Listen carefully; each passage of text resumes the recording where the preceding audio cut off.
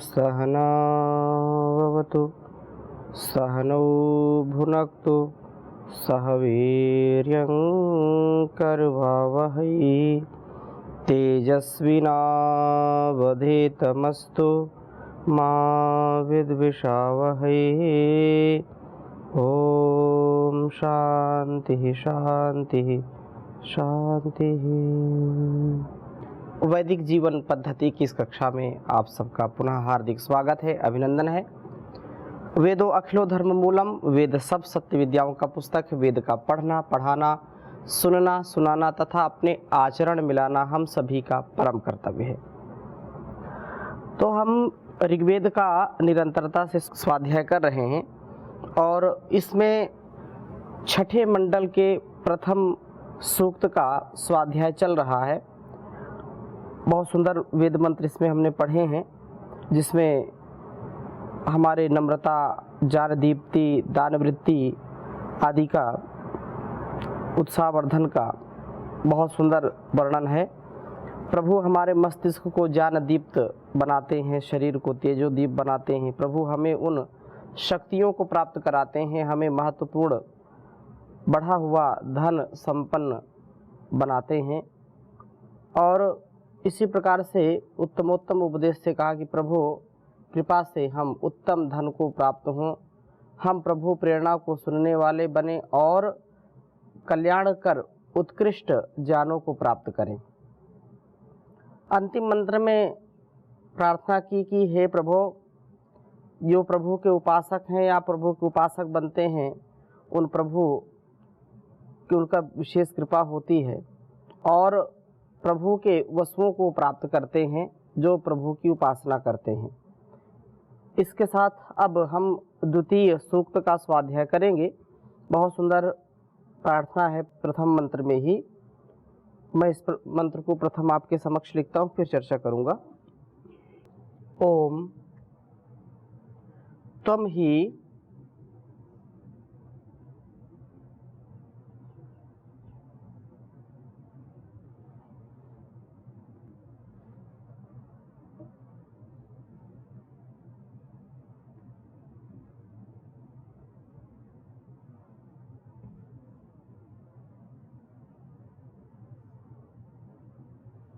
त्वं ही क्षयितवद्यश्वग्ने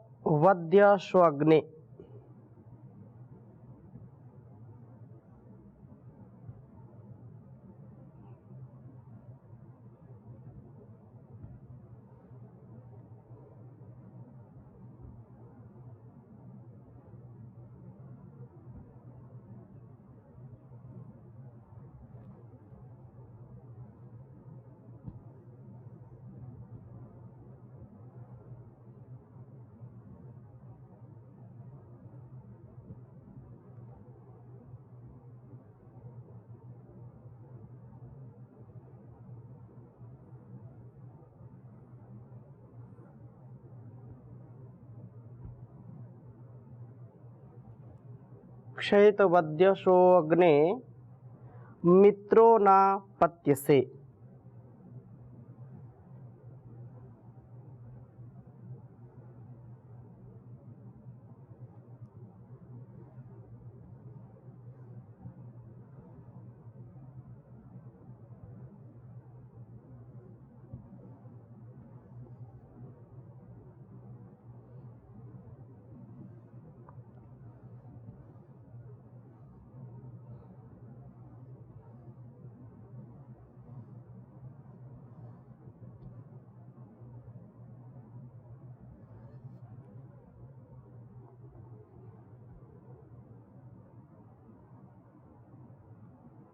त्वं विचर्षणे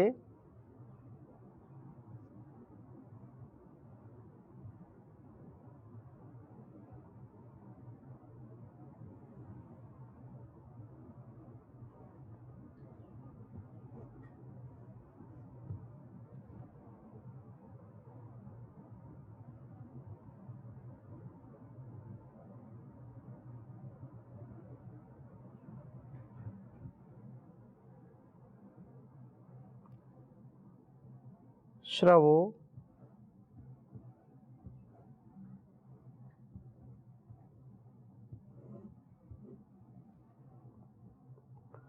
पुष्टिम न पुष्यसि।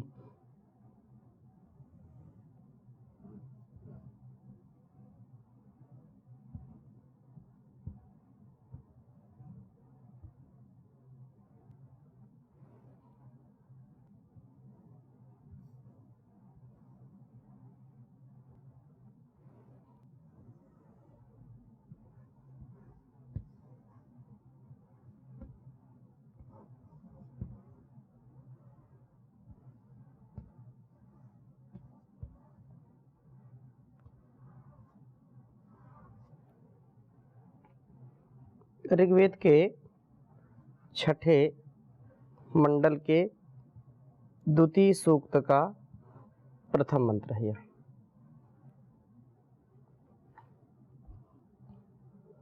ओम त्वं हि क्षयतवद्यशो अग्ने मित्रो नापत्यसे त्वं विचर्षणे स्रवो वसो पुष्टिं न पुष्यसि।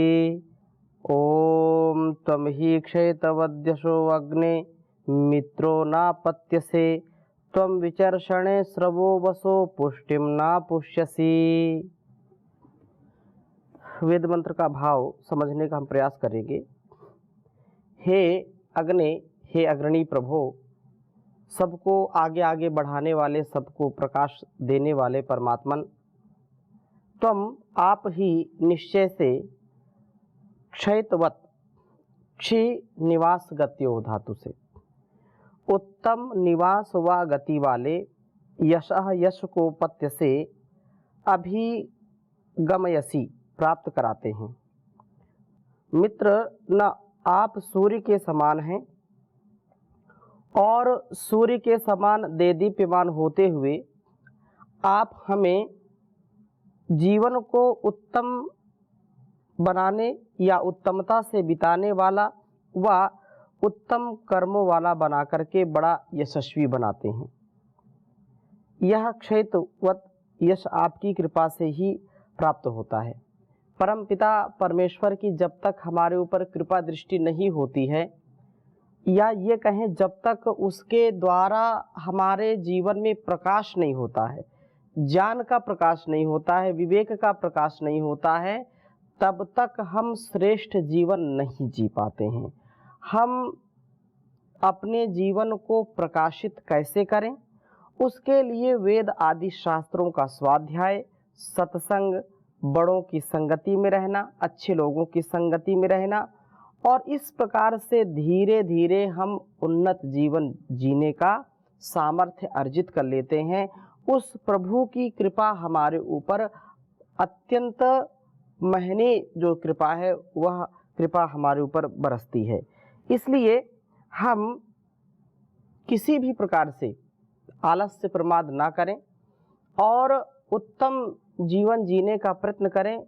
उस प्रभु की हम सब के ऊपर बड़ी कृपा है, उसका ही यह सामर्थ्य जो संसार और इस सारे शरीर में दृष्टिगोचर हो रहा है, तो प्रभु ही हमको वास्तव में उत्तम निवास, उत्तम सामर्थ्य से युक्त करते हैं और उत्तम कर्मों वाला बनाते हैं। यद्यपि मनुष्य का जीवन कर्म की प्रधानता वाला है, भोग और अपवर्ग, जो प्रेय और श्रेय, अभ्युदय निश्रेयस, ये जो विधान है प्रभु के, वे मनुष्य के लिए हैं कि इस संसार में जो सात्विक उन्नति है उसमें हम शीर्षस्थ हों, उच्च चेतना में जीने वाले हों, और वह कब सिद्ध होगा? जब हमारा उत्तम कर्म होगा। हम उत्तम कर्मों से धनवान बने, बुद्धिमान बने, बलवान बने, शक्तिमान बने, कीर्तिमान बने, यशस्वी बने, तेजस्वी बने, ओजस्वी बने, यह सब हम कब कर पाएंगे? जब हमारे अंदर सात्विक गुणों का आधान होगा, हमारे अंदर ज्ञान का प्रकाश होगा, और वह उस परम पिता परमेश्वर की ही कृपा दृष्टि से, उसके ही आशीर्वाद से, उसकी ही विशेष जो है दया दृष्टि से हमारा जीवन श्रेष्ठतम बनता है। तो यही बात कही है कि विचर्षणे, हे विचर्षणे विशिष्ट दृष्टा सर्वज्ञ प्रभु, आप तो विशिष्ट दृष्टा हैं, आप सबको देखने वाले हैं, आपकी नज़रों से कोई बच नहीं सकता। संसार में कोई कितना भी छुपे उस परमात्मा से कभी भी बच नहीं सकता, क्योंकि वह सर्वत्र है, सर्वज्ञ है, सर्वव्यापक है, सर्वत्र एक समान समाया हुआ है। वह हर क्षण हर पल इस सारे संसार में विद्यमान है। तो हम उस भगवान से कैसे बच सकते हैं? तो वह विशिष्ट दृष्टा सर्वज्ञ प्रभो, हे वसो, हमारे निवासों को उत्तम बनाने वाले प्रभु, यह जो पृथ्वी निवास है या हम जहाँ भी रहते हैं, जो कुछ भी हमको प्राप्त है या हमको जो प्राप्तव्य, हमको जो प्राप्त करना है, वह सब आपकी ही कृपा दृष्टि से प्राप्त होता है। इसलिए हे श्रवः, ज्ञानों को पुष्टिम न, पुष्टि के समान ही पुष्यति, पुष्यसी, पुष्ट करते हैं आप। विचर्षणी होते हुए आप हमारे मस्तिष्क को ज्ञान से पुष्ट करते हैं, और वसु होते हुए आप हमें शरीर में उचित पोषण को प्राप्त कराते हैं। वसु यह शरीर भी, क्योंकि जब तक स्वस्थ रहेगा, जब तक इसमें कर्म करने का सामर्थ्य रहेगा, सारे अंग जब तक ठीक कार्य करेंगे, तभी तक इसमें इस आत्मा का निवास होगा। और जब यह शरीर निष्क्रिय हो जाता है, या ये कहें कि बिल्कुल जैसे संकीर्ण हो जाता है, जीर्ण शीर्ण हो जाता है, तो फिर इसमें आत्मा का जो उद्देश्य है, जो धर्म अर्थ काम और मोक्ष की सिद्धि है, उस सिद्धि के योग्य जब यह शरीर नहीं होता है, तो फिर इसमें आत्मा का वास नहीं होता है। और वह वास इतना सुंदर शरीर परमात्मा का जो बनाया हुआ है, और संसार में कोई इसको बना नहीं सकता है, उसी का ही यह निवास स्थान बनाया हुआ है। तो उस भगवान का हम बार बार नमन करें, वंदन करें, गुणगान करें।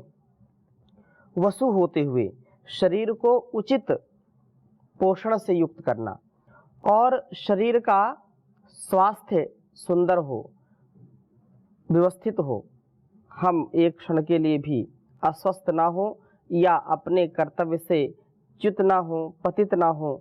शरीर साधन है, उस परमात्मा के द्वारा एक बसने का साधन दिया गया है, इसको हम व्यवस्थित रखें। भगवान वह परमपिता परमेश्वर चर्षणी है, विचर्षणी। तो विचर्षणी का तात्पर्य यह है कि विशिष्ट दृष्टा है, जो सर्वज्ञ प्रभु हमारे मन मस्तिष्क को पवित्र बनाते हैं, हमारे बुद्धि को पवित्र बनाते हैं, हमको शुद्ध ज्ञान, शुद्ध कर्म, शुद्ध उपासना से जोड़ते हैं। हम यदि ज्ञान पूर्वक कर्म करेंगे तो निसंदेह हमारे जीवन का उद्धार होगा, और हम सर्वत्र एक दिव्य भव्य जीवन जीने का सामर्थ्य अर्जित करेंगे। इसलिए हम प्रभु का गुणगान करें। वह दयामय है प्रभु, हम उसे इस प्रकार से सुंदर जीवन जी करके उसका गुणगान करें। प्रभु हमें उत्तम निवास व गति वाले यशस्वी यश से युक्त करते हैं, यशस्वी जीवन को प्राप्त कराते हैं। वे हमें ज्ञान व शक्ति से युक्त करते हैं, पोषण से युक्त करते हैं। इसी से वे प्रभु विचर्षणी हैं, वे वसु हैं, बसाने के कारण हैं। इसलिए हम उनका सदा गुणगान करें। इसलिए कहा है, शरण अपनी में रख लीजिए, दया मैं दास हूँ तेरा, तुझे तज कर कहाँ जाऊँ, कि तू और ऐसा है मेरा। भटकता हूँ मैं मुद्दत से, कहीं विश्राम पाता हूँ। भटकता हूँ मैं मुद्दत से, नहीं विश्राम पाता हूँ। दया की दृष्टि से देखो, नहीं तो डूबता बेड़ा। शरण अपनी में रख लीजिए, दया मैं दास हूँ तेरा। सताया राग द्वेषों का, तपाया तीन तापों का। दुखाया जन्म मृत्यु का, हुआ तंग हाल है मेरा। शरण अपनी में रख लीजिए, दया मैं दास हूँ तेरा।